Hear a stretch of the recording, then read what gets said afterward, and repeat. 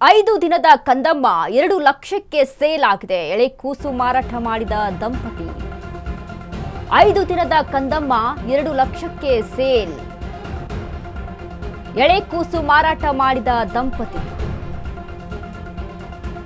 ಮಕ್ಕಳ ಮಾರಾಟ ಜಾಲದ ಮಧ್ಯವರ್ತಿ ನಾರಾಯಣ ಸ್ವಾಮಿಗೆ ಸೇಲ್ ಮಾಡಲಾಗಿದೆ. ಶ್ರೀನಿವಾಸಪುರದಲ್ಲಿ ಮನ ಕಲಕುವ ಭಯಾನಕ ಘಟನೆ ಇದು. ನೀತು ಹಾಗೂ ರಾಘವೇಂದ್ರ ದಂಪತಿಗೆ ಜನಿಸಿದ್ದ ಗಂಡು ಮಗು 5 ದಿನಗಳ ಹಿಂದೆ ಖಾಸಗಿ ನರ್ಸಿಂಗ್ ಹೋಂನಲ್ಲಿ ಜನಿಸಿದ್ದ ಮಗು. ಸೇಲ್ ವಿಷಯ ತಿಳಿದು ಶ್ರೀನಿವಾಸಪುರ ಪೊಲೀಸರು ಆಪರೇಷನ್ ಮಾಡಿದ್ದಾರೆ. ತಡರಾತ್ರಿ ದಂಪತಿ ವಿಚಾರಣೆ, ಮಧ್ಯವರ್ತಿಯು ಖಾಕಿ ವಶಕ್ಕೆ ತೆಗೆದುಕೊಳ್ಳಲಾಗಿದೆ. ಚಿಂತಾಮಣಿ ಮೂಲದ ವ್ಯಕ್ತಿಗೆ ಮಗು ಸೇಲ್ ಮಾಡಿದ್ದ ಮಧ್ಯವರ್ತಿ. ಹಸುಗೂಸು ರಕ್ಷಿಸಿ ಪೋಷಕರಿಗೆ ವಾಪಸ್ ಕೊಡಿಸಿದ ಖಾಕಿ. 5 ದಿನದ ಕಂದಮ್ಮ 2 ಲಕ್ಷಕ್ಕೆ ಸೇಲ್. ಎಳೆಕೂಸು ಮಾರಾಟ ಮಾಡಿದ ದಂಪತಿ.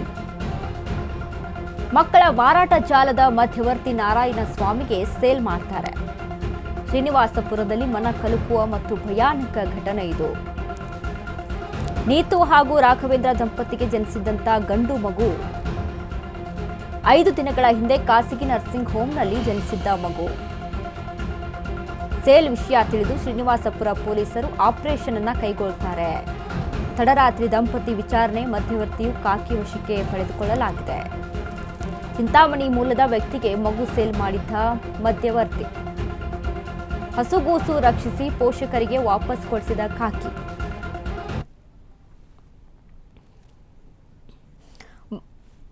ಮಕ್ಕಳ ಮಾರಾಟ ಜಾಲದ ಮಧ್ಯವರ್ತಿ ನಾರಾಯಣ ಸ್ವಾಮಿಯನ್ನ ಇದೀಗ ಸೇಲ್ ಮಾಡ್ತಾ ನಾರಾಯಣ ಸ್ವಾಮಿಗೆ ಸೇಲ್ ಮಾಡಿದ್ದಾರೆ ಅನ್ನುವಂಥ ಒಂದಿಷ್ಟು ಮಾಹಿತಿಗಳು ತಿಳಿದು ಬರ್ತಾ ಇರುವಂಥದ್ದು. ಹಾಗಾದ್ರೆ ಈ ಪೋಷಕರೇ ಆ ಮಗುವನ್ನು ಸೇಲ್ ಮಾಡಿದ್ದಾರೆ ಅಂತ ಅಂದರೆ ಯಾವ ತಂದೆ ತಾಯಿ ಅಂತ ಅಂದರೆ ಇದೀಗ ಎಲ್ಲಿಗೆ ಬಂದು ನಿಂತಿದೆ? ತಂದೆ ತಾಯಿ ಅಂತ ಅಂದರೆ ಕಾಣುವ ದೇವರಂತೆಲ್ಲ ಮಕ್ಕಳು ತಿಳ್ಕೊಂಡಿರ್ತಾರೆ. ಅದೇ ರೀತಿಯಾಗಿ ಅವ್ರನ್ನ ಕಾಣ್ತಾ ಇರ್ತಾರೆ. ಆದರೆ ಹುಟ್ಟಿದಂಥ 5 ದಿನದ ಕೂಸನ್ನು, ಹಸುಗೂಸನ್ನು ಈ ರೀತಿಯಾಗಿ ಸೇಲ್ ಮಾಡೋದು 2 ಲಕ್ಷ ರೂಪಾಯಿಗೆ ಅಂತ ಅಂದರೆ ನಿಜಕ್ಕೂ ಕೂಡ ಮನ ಕಲಕುವಂಥ ದೃಶ್ಯ ಇದು.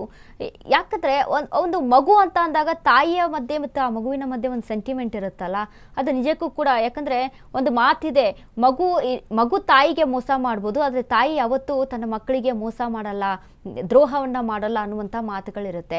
ಬಟ್ ಇದನ್ನ ಇಲ್ಲಿ ನಾವು ನೋಡ್ತಾ ಇದ್ರೆ ಏನಪ್ಪ ಕಾಲ ಎಲ್ಲಿಗೆ ಬಂತು ನಿಂತು ಅನ್ನುವಂಥದ್ದು ಮತ್ತೊಂದು ಕಡೆ. ಆದರೆ ಇದೀಗ ಪೊಲೀಸರು ಸಹಿತ ಈ ಬಗ್ಗೆ ಒಂದು ತನಿಖೆಯನ್ನು ನಡೆಸಿ ಅಲ್ಲಿ ಆ ಒಂದು ಯಾರು ಮಧ್ಯವರ್ತಿ ನಾರಾಯಣ ಸ್ವಾಮಿ ಇದ್ನೋ ಅವನನ್ನ ಇದೀಗ ವಶಕ್ಕೆ ಪಡೆದುಕೊಂಡಿರುವಂಥದ್ದು. ಇನ್ನು ಆ ಮಗುವನ್ನ ಆ ತಂದೆ ತಾಯಿಗೆ ವಾಪಸ್ ನೀಡಿದ್ದಾರೆ. ಒಂದು ವಿಷಯ ಹೇಳ್ಬೋದು, ಇಲ್ಲಿ ಆ ಮಗು ನಿಮಗೆ ಅಂದ್ರೆ ಆ ರೀತಿ ಕೈಯಿಂದ ಆಗಿಲ್ಲ ಅಂತ ಅಂದಾಗ ನಿಜಕ್ಕೂ ಕೂಡ ಈ ಒಂದು ರೀತಿಯಲ್ಲಿ ಮಾಡ್ಕೊಳ್ಳೋಕೆ ಹೋಗಲೇಬಾರ್ದು ಒಂದು ಕೆಲಸ.